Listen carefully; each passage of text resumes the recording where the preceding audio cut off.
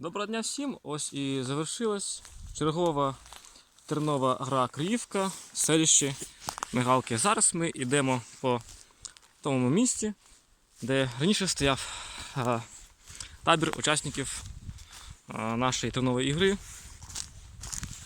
Тут раніше стояли намети.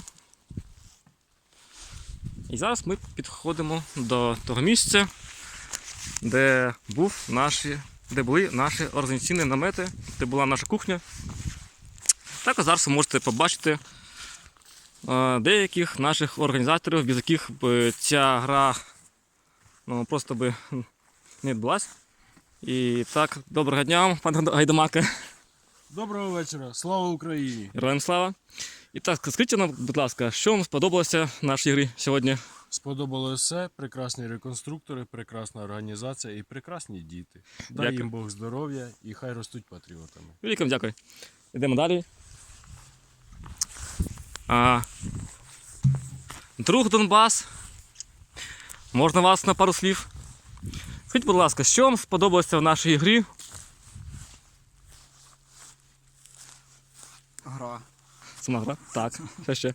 Можливо, у вас є якісь доповнення, що ви хотіли би побачити на наступній грі? Ми Тут, це в Галках. доповнення сядемо, обговоримо, розберемо гру і зробимо ще сценарій. Це вже після цього зробимо розборки. Дуже багато можу запропонувати, але це буде пізніше. Все пройшло добре, мені сподобалось. Велик, дякую. Так, а зараз ми підійдемо до нашого головного організатора, без якого б ця гра реально би не була би. І так, шановний друг Віталій, слава Україні! Героям слава! Ви наш головний організатор нашої гри і скажіть, будь ласка, що вам сподобалося, як проходила наша гра? Я задоволений.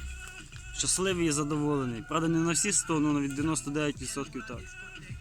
Такі питання, може бути, щось ви б доповнили б на наступній грі нашій, чи як? Да, доповнено, це буде секретом. Там москалі вже пишуть, коротше, всяку бредатину на наш захід. От, я поки секрети не буду розкривати, щоб вони, так кажуть, трошки розуму набралися, хоча вони от розум не наберуться, то звідки в них розум. От. Щось додамо, да, внесемо зміни, корективи, тобто зробимо ще цікавішою, ще захоплюючою. І так що чекаємо всіх, як то кажуть, бажаючих на нашому заході. Дякую. Ну, все побачили тих людей, які організовують цю гру. І що хочеться сказати на розвітання. Чекаємо всіх вас на наступній грі в селищі Мигалки. Слава Україні!